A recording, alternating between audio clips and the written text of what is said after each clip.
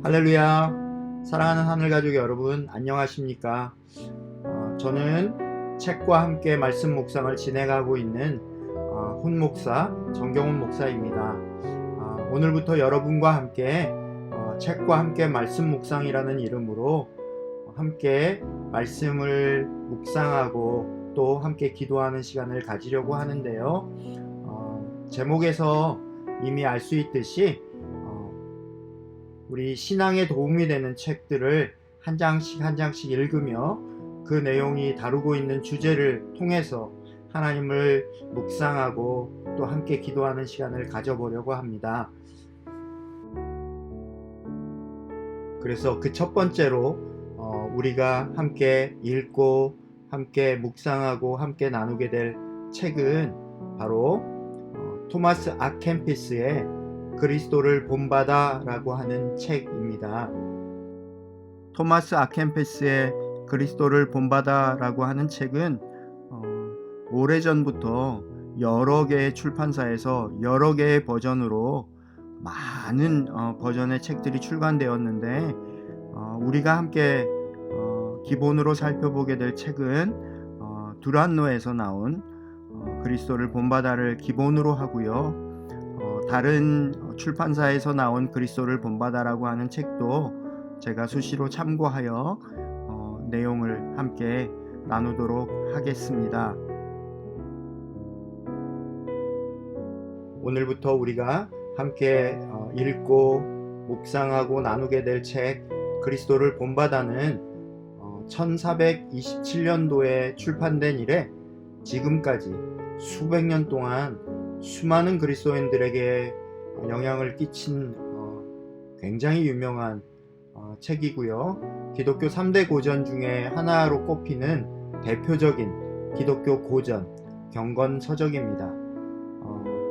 역사상 전 세계 그리스도인들에게 성경 다음으로 가장 많이 읽혀진 책이며 또 지금도 그리스도인이라면 반드시 읽어야 될 책 중에 하나로 손꼽히는 대표적인 추천 도서입니다.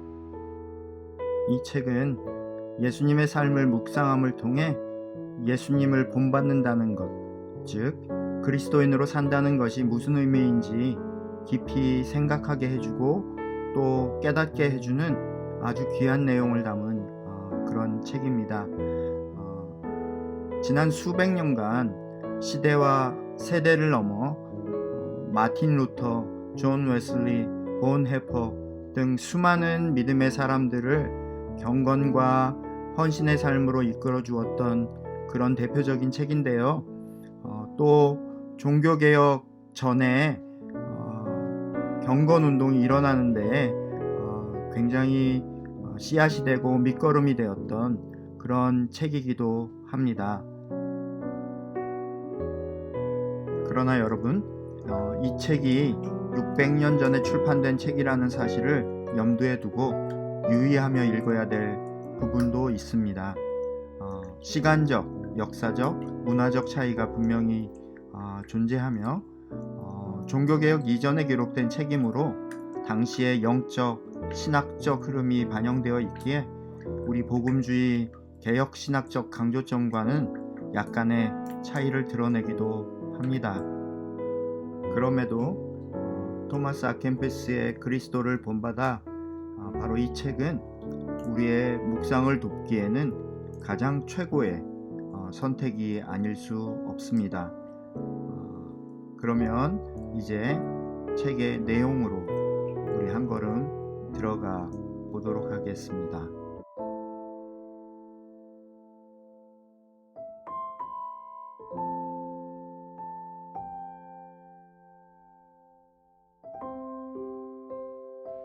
제1장 그리스도인으로 산다는 것. 그리스도를 본받는다는 것은 그의 생을 묵상하며 그의 발자취를 따르는 것입니다.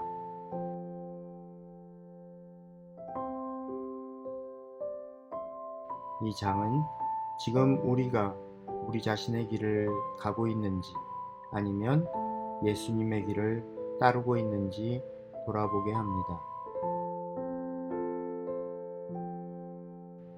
나를 따르는 사람은 누구든지 어둠의 길을 걷지 않을 것이다. 요한복음 8장 12절 말씀. 주님은 이 말씀에서 진정으로 가르침 받기를 원하고 분별 없는 마음에서 해방되기를 원한다면 그리스도의 삶과 그분이 걸어온 길을 본받아 행해야 한다고 권고하십니다. 그러므로 예수 그리스도의 삶을 깊이 되새겨보는 것이 우리가 가장 먼저 해야 할 일입니다.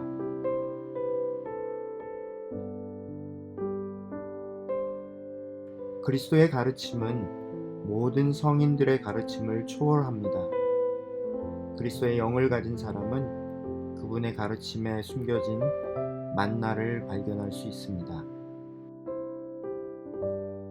하지만 안타깝게도 많은 사람들이 복음을 아무리 많이 들어도 복음에 대한 갈망을 의식하지 못합니다. 이는 사람들 안에 그리스도의 영이 없기 때문입니다. 그리스도의 말씀을 온전히 그리고 의욕적으로 알고자 하는 사람이라면 자신의 전 생애가 그리스도의 생애와 닮게 되도록 모든 노력을 기울여야 합니다. 만일 겸손함이 없어 성부, 성자, 성령, 성삼위를 거스르는 행동을 한다면 성삼위를 깊이 있게 논의한들 무슨 유익이 있겠습니까? 사람을 거룩하고 의롭게 만드는 것은 깊이 있는 말이 아닌 삶, 바로 도덕적인 삶입니다.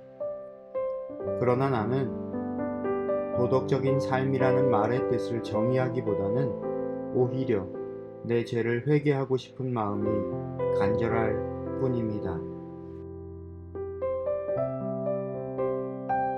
여러분이 성경 전체와 모든 철학자의 말을 피상적으로 안다 하더라도 하나님의 은혜가 없으면 무슨 소용이 있겠습니까?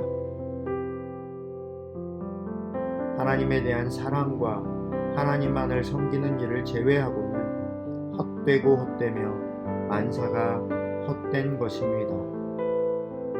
세상적인 일을 경멸하고 하나님 나라를 향해 나아가는 것이 최고의 지혜입니다. 사라져 없어질 부를 구하고 그것에 희망을 거는 것은 헛된 일입니다. 명예를 갈망하고 높은 지위를 탐하는 것도 헛된 일입니다. 육체의 욕망을 따르고 또한 그의 엄한 벌을 받을 것이 분명한 일을 갈망하는 것도 헛된 일입니다.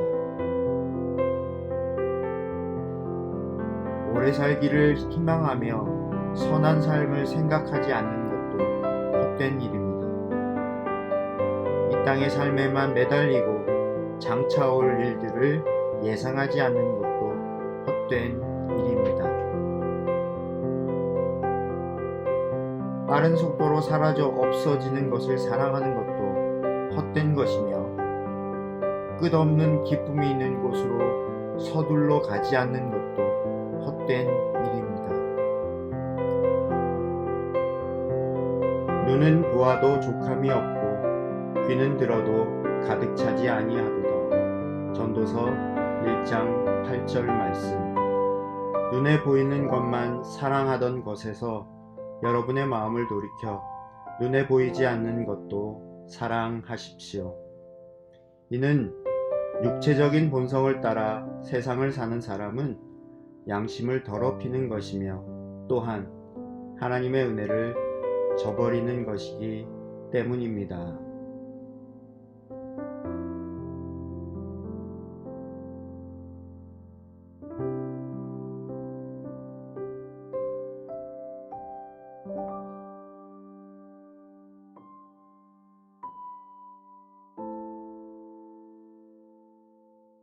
사랑하는 하늘가족 여러분, 이제 이 책의 내용을 생각하며 다음에 나오는 질문을 따라 잠깐 묵상하고 함께 기도하는 시간을 갖도록 하겠습니다.